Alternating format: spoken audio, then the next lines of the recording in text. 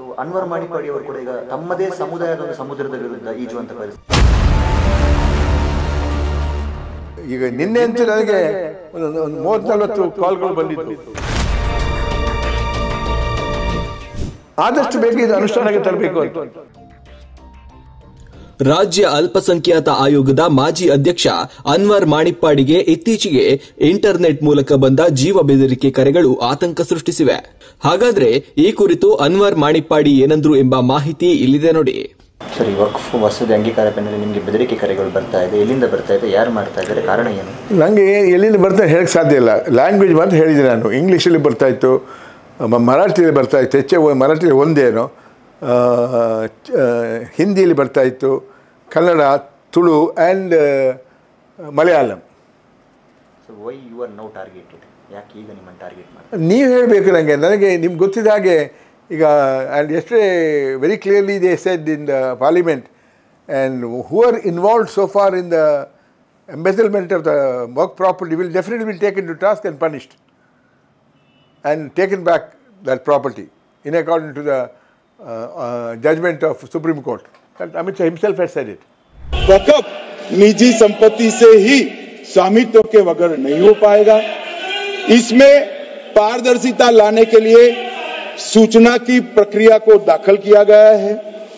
वक़्फ़ board की वक़्फ़ की जो संपत्ति घोषित करने की अधिकार थे उसको समाप्त कर दिए. कलेक्टर से सर्टिफाइड कराना पड़ेगा और नए वक़्फ़ पारदर्शी तरीके से पंजीकृत भी करने पड़ेंगे.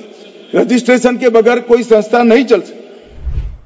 ಸರಿ, ವಕ್ಫ್ ತಿದ್ದುಪಡಿ ಅನ್ನುವಂಥದ್ದು ಇಸ್ಲಾಂ ಧರ್ಮದ ಮೇಲಿನ ದಾಳಿ ಅನ್ನುವ ರೀತಿಯಲ್ಲಿ ಯಾವ ಥರ ಬಿಂಬಿತ ಆಗ್ತಾ ಇದೆಯೋ ಅದೇ ರೀತಿಯಲ್ಲಿ ಅನ್ವರ್ ಮಾಣಿಪ್ಪಾಡಿ ಕೂಡ ಇದರಲ್ಲಿ ಮೇನ್ ವಿಲನ್ ಅನ್ನುವ ರೀತಿಯಲ್ಲಿ ನಿಮ್ಮನ್ನು ಪೋರ್ಟ್ರೇ ಮಾಡುವಂಥ ಪ್ರಯತ್ನಗಳೇನಾದರೂ ನಡೀತಾ ಇದೆ ಅಂತ?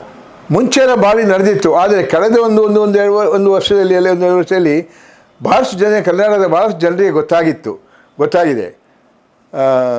ಈಗ ನಿನ್ನೆ ಅಂತೂ ನನಗೆ ಒಂದು 30-40 ಕಾಲ್ಗಳು ಬಂದಿದ್ದು.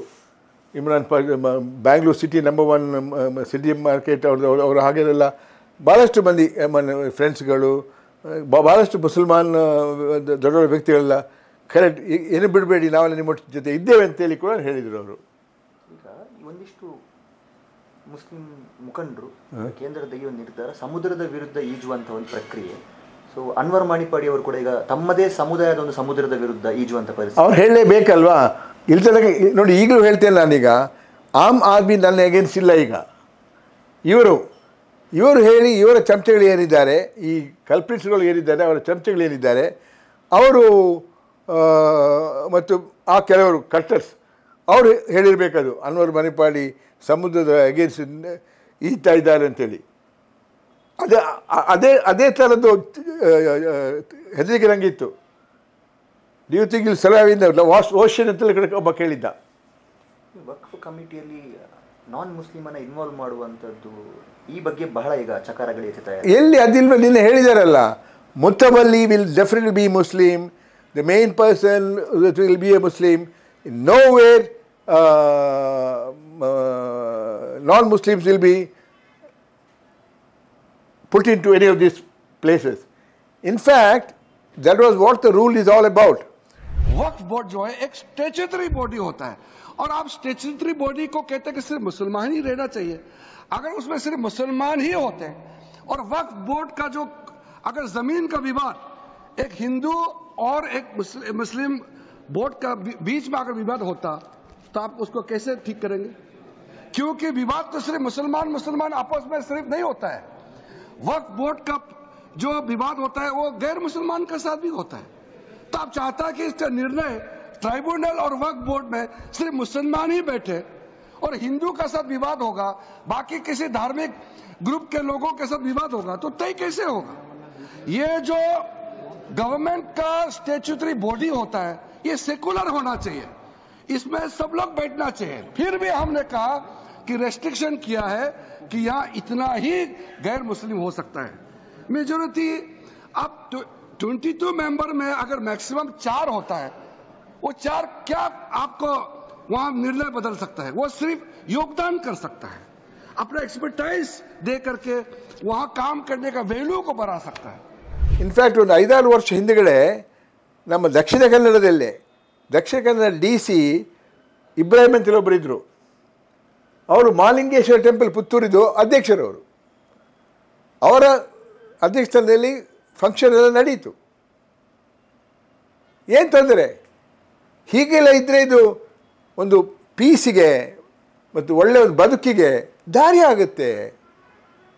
ಆ ಕಡೆಗೆ ಒಬ್ಬೊಬ್ಬರು ಅರಿತುಕೊಳ್ಬೋದು. ಬಹುಸಂಖ್ಯಾತ ಅಲ್ಪಸಂಖ್ಯಾತ ಇರುವುದಿಲ್ಲ. ಒಂದು ಕಡೆ ನಿಮ್ಮ ಸಮುದಾಯದ ವಿರುದ್ಧ ಅನ್ವರ್ ಮಾಣಿಪ್ಪಾಡಿ ಅವರು ಹೋಗ್ತಾ ಇದ್ದಾರೆ ಅನ್ನೋ ರೀತಿಯಲ್ಲಿ ಏನಾದರೂ ನಿಮಗೆ ಬೆದರಿಕೆ ಕಾರ್ಯಗಳು ಬರ್ತಾ ಇದೆ? ಬಹುಶಃ ಅದಿರ್ಬೋದು, ಅದಿರ್ಬೋದು ಬಹುಶಃ. ಅಂತೂ ಆಮ್ ಆದ್ಮಿಗಳನ್ನು ಮಾಡ್ತಾ ಇಲ್ಲ ಅಂತ ನನಗೆ ಕಾನ್ಫಿಡೆನ್ಸ್ ಇದೆ. ಆಫ್ ಲೇಟ್ ಮುಸ್ಲಿಮ್ಸ್ ಆಮ್ ಆದ್ಮಿಗಳು ಇಲ್ಲ. ಈಗ ನಾನು ಕಳೆದ ಒಂದು ವರ್ಷ ಭಾಳಷ್ಟು ಕಡೆ ಹೋದಾಗ ಗುಂಪಾಗಿ ಜನರನ್ನು ನೋಡ್ಲಿಕ್ಕೆ ಬರ್ತಿದ್ರು. IBL ಆಗಲಿ, ನಾನಿರೋ ಹೋಟೆಲಲ್ಲಾಗಲಿ ಸಿಕ್ಕಾಬಿಡಿ ಜನರು. ಅಂದರೆ 10-20 ಮಂದಿ ಇಲ್ಲ, 50-100 ಮಂದಿ ಇಲ್ಲ. ನಾನು ಬಂದದ್ದು ಅರಿತುಬಿಟ್ಟು. ಬೆದರಿಕೆ ಬರ್ತಾ ಇದೆ. ಪೊಲೀಸ್ ಇಲಾಖೆಯಿಂದ ಸೂಕ್ತ ರಕ್ಷಣೆಗೋಸ್ಕರ ಕೇಳ್ಕೊಂಡಿದ್ದೀರಾ ಅಥವಾ ಸರ್ಕಾರದಿಂದ?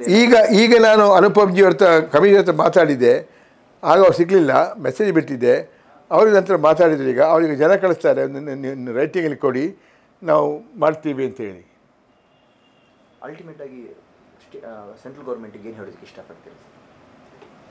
ಆದಷ್ಟು ಬೇಗ ಇದು ಅನುಷ್ಠಾನಕ್ಕೆ ತರಬೇಕು ಅಂತ.